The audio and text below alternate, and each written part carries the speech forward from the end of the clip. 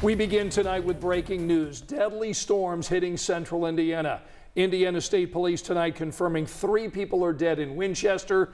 This is in Randolph County, about 23 miles east of Muncie. The video you're looking at is of a suspected tornado there. And I want you to take a look at another suspected tornado. This is in nearby Selma, which is in Delaware County.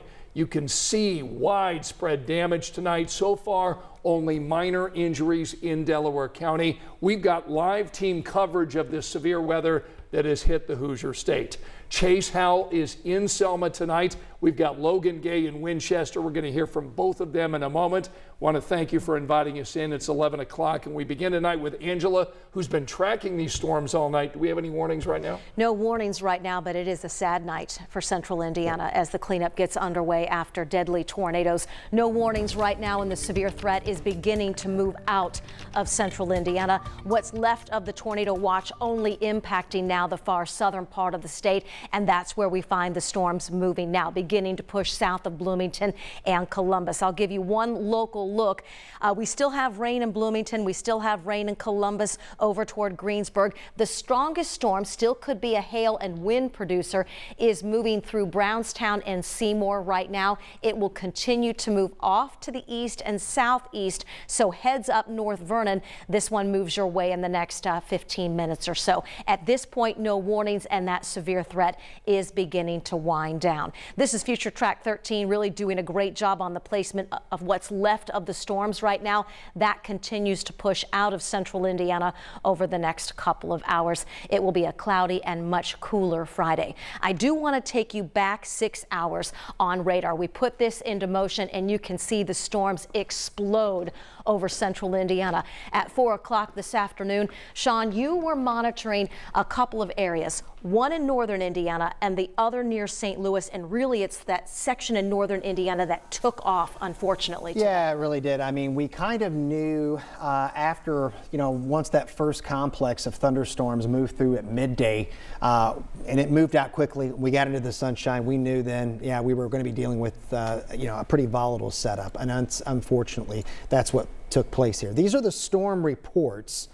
You can see that swath, a lot of hail, and unfortunately, as we back radar up, we'll take you back in time here and we'll show you. Let me get rid of the lightning on this, and we're going to dive into these cells here and watch a couple of areas of concern there. You can see the twisting that moved through.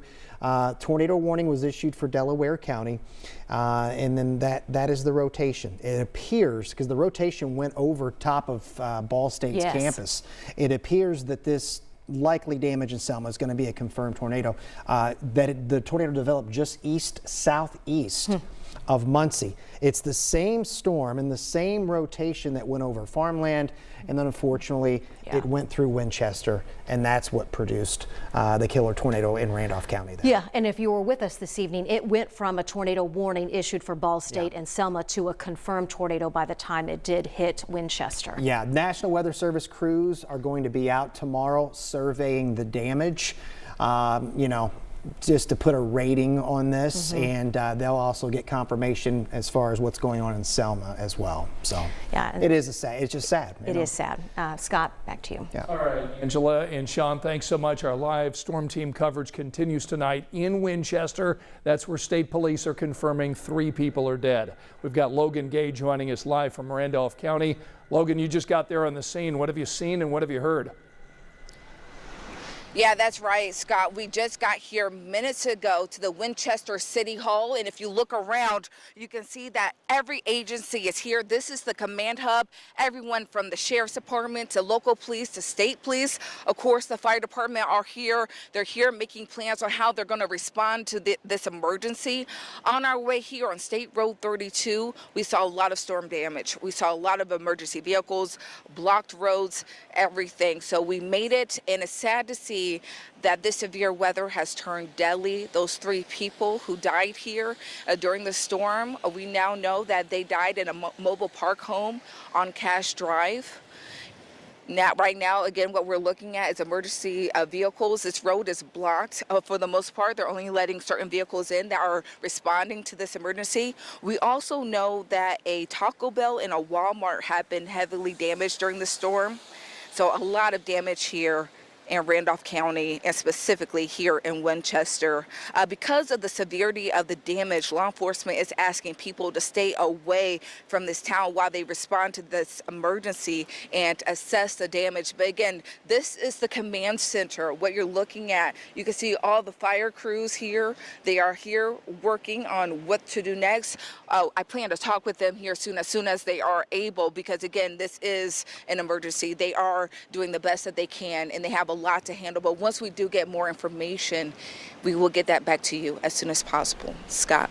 All right, Logan Gay in Winchester, where 3 people are dead tonight. We'll get back to you in a little bit. And our live storm team coverage continues tonight in Delaware County, where we are seeing lots of damage in Selma. Our Chase Howell joins us live tonight. He's been talking with residents who heard and saw those storms roll through tonight. Chase? Scott, I want to start off by saying this. The Delaware County Sheriff's Department says that 50% of the structures here in Selma have been damaged, but they said they're only getting reports of minor injuries. So I want to go and make note of that tonight. But I want to show you the damage now, which started over here from what one neighbor was telling me. She says when she was outside, she saw what she believed was a tornado touch down. And this is why the streets are shut down here on Jackson. It's because you have these power lines and these trucks that were shifted into the roadway. There's several limbs just down on the ground, including these power lines, which I'm told have been shut off. But again, you never know. That's still dangerous. But I want to show you how fast those winds must be moving. This is a multi-passenger van.